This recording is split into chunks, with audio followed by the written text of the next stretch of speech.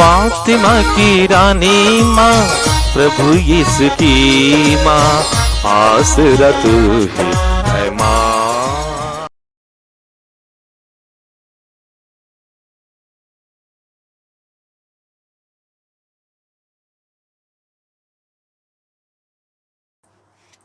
पहला पाठ, प्रेरित चरित्र, अध्याय 1, पद संख्याएं 15 से 17, 20 से 26 तक। पेतरुस भाइयों के बीच खड़े हो गए। वहां लगभग 120 व्यक्ति एकत्र थे। पेतरुस ने कहा, भाइयों, यह अनिवार्य था कि धर्म ग्रंथ की वह भविष्यवाणी पूरी हो जाए जिसे पवित्र आत्मा ने दाऊद के मुख से यूदस के विषय में कहा था। वह यीशु को गिरफ्तार करने वालों का अगुआ बन गया था। यूदस हम लोगों में से एक और धर्म सेवा में हमारा साथी था। स्तोत्र संहिता में यह लिखा है, कोई दूसरा उसका पद ग्रहण करे। उचित है कि जितने समय तक प्रभु यीशु हमारे बीच रहे, अर्थात यूहन्ना के बपतिस्मा से लेकर प्रभु के स्वर्गारोहण तक, जो लोग बराबर हमारे साथ थे, उनमें से एक हमारे साथ प्रभु के पुनरुत्थान का साक्षी बन जाए।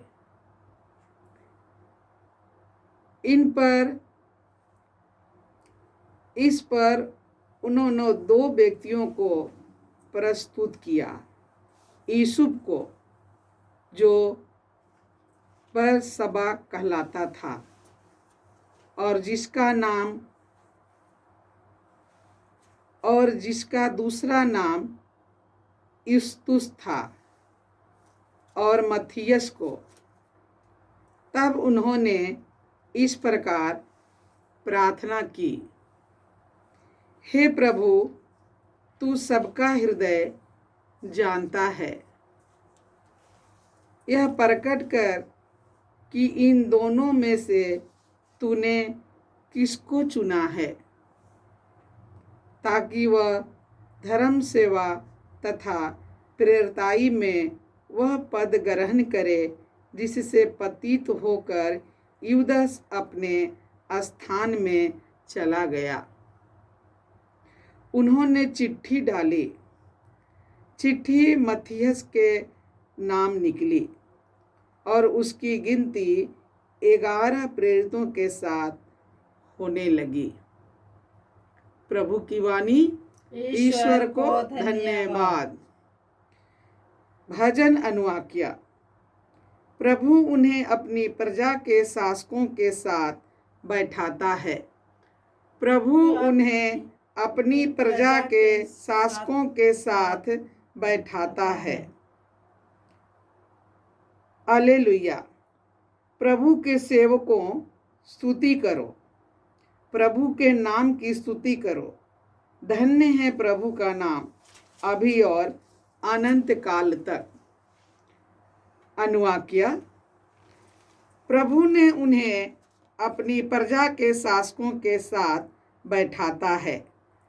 प्रभु उन्हें अपनी प्रजा के शासकों के साथ बैठाता है।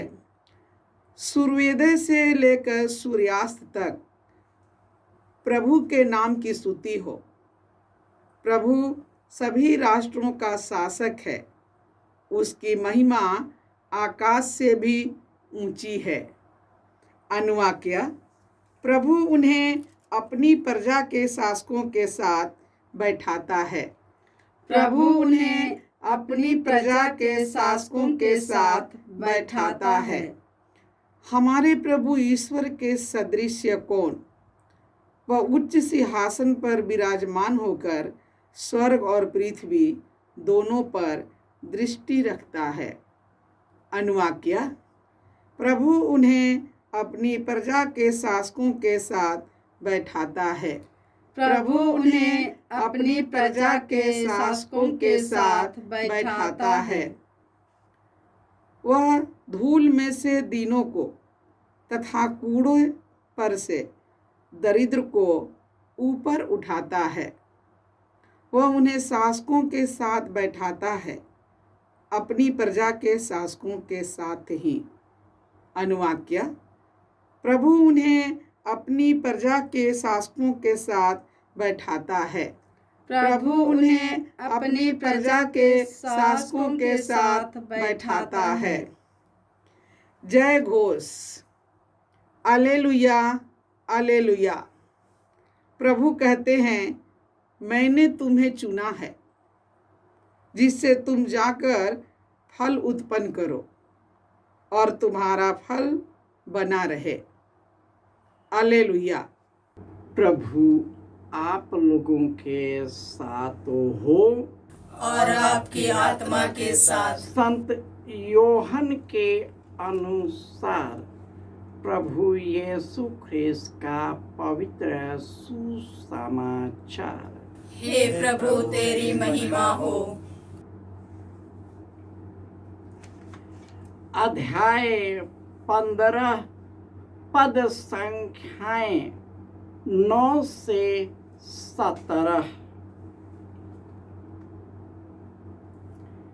जिस प्रकार पिता ने मुझको प्यार किया है, उसी तरह मैंने भी तुम लोगों को प्यार किया है। तुम मेरे प्रेम में दृढ़ बने रहो। यदि तुम मेरी आज्ञाओं का पालन करोगे तो मेरे प्रेम में दृढ़ बने रहोगे। मैंने भी अपने पिता की आज्ञाओं का पालन किया है और उसके प्रेम में दृढ़ बना रहता हूँ। मैं तुम लोगों से इसलिए कहा है कि तुम मेरे आनंद के भागी बनो और तुम्हारा आनंद परिपूर्ण हो। मेरी आज्ञा यह है, जिस प्रकार मैंने तुम लोगों को प्यार किया है, उसी तरह तुम भी एक दूसरे को प्यार करो। इससे बड़ा प्रेम किसी का नहीं, कोई अपने मित्रों के लिए अपना प्राण अर्पित कर दे। यदि तुम लोग मेरी आज्ञाओं का पालन करते हो तो तुम मेरे मित्र हो। अब से मैं तुम्हें सेवक नहीं कहूँगा। सेवक नहीं जानता कि उसका स्वामी क्या करने वाला है। मैंने तुम्हें मित्र कहा है, क्योंकि मैंने अपने पिता से जो कुछ सुना वह सब तुम्हें बता दिया है। तुमने मुझे नहीं चुना, बल्कि मैंने तुम्हें इसलिए चुना और नियुक्त किया कि तुम जाकर फल उत्पन्न करो, तुम्हारा फल बना रहे, और तुम मेरा नाम लेकर पिता से जो कुछ मांगोगे वह तुम्हें वही प्रदान करेगा। मैं तुम लोगों को यह आज्ञा देता हूँ, एक दूसरे को प्यार करो। यह प्रभु का सुसमाचार है। हे क्रिस्त तेरी स्तुति हो। ख्रिस्त में प्यारे भाइयों और बहनों, आज संत मत्ती अपोस्तल का पर्व मनाते हैं। यह जो मत्थियस है, यूदस इस्करियोती जिन्होंने यीशु को पकड़वा दिया था, अभी 11 बच गए थे। इसी को पूरा करने के लिए उन्होंने इन व्यक्तियों को चुना। यूसुफ को, जो बरअब्बस कहलाता था, और दूसरा इस्तुस था जो मत्तियस कहलाता था। तो इन दोनों में लोग प्रार्थना किए। प्रार्थना करने के बाद उन्होंने चिट्ठी निकाली और मथियस का नाम आया, वह प्रेरित में चुना गया। और वचन यह भी बताता है कि तुम एक दूसरे को प्यार करो जैसे मैंने तुझे प्यार किया है। इससे किसी का प्रेम नहीं जिन्होंने अपने मित्रों के लिए अपना प्राण अर्पित कर दिया है। और तुम मेरा नाम लेकर पिता से जो कुछ मांगोगे, मेरा पिता तुम्हें वही प्रदान करेगा, क्योंकि पिता तुम्हें खुद ही प्यार करता है। और इस तरह जो मथियस चुना गया अंत तक विश्वासी बना रहा। अब प्रेरित के रूप में वह शहादत को प्राप्त कर गया, क्योंकि उसके अंदर यीशु का प्रेम उमड़ता था, पवित्र आत्मा से भरा हुआ था। और प्रेरित के जैसे ही वे कार्य करते थे, उनका विश्वास इतना अटल था कि मृत्यु आने पर भी वह मृत्यु से नहीं डरा। मृत्यु का सामना वीरता से किया और शहादत को प्राप्त कर गया। प्रभु यीशु इसलिए आया है कि हम जीवन प्राप्त करें, बल्कि परिपूर्ण जीवन प्राप्त करें।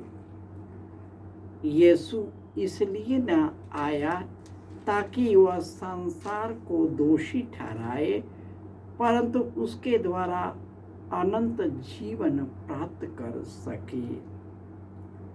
और ईश्वर ने कहा कि तुमने मुझे नहीं चुना, बल्कि मैंने तुझे चुना है और तुम्हें नियुक्त किया है कि तुम जाकर फल उत्पन्न करो, तुम्हारा फल सदा बना रहेगा। और तुम मेरा नाम लेकर मुझसे जो कुछ मांगेगा, मेरा पिता वही प्रदान करेगा। और फिर यीशु कहते हैं, एक दूसरे को प्यार करो।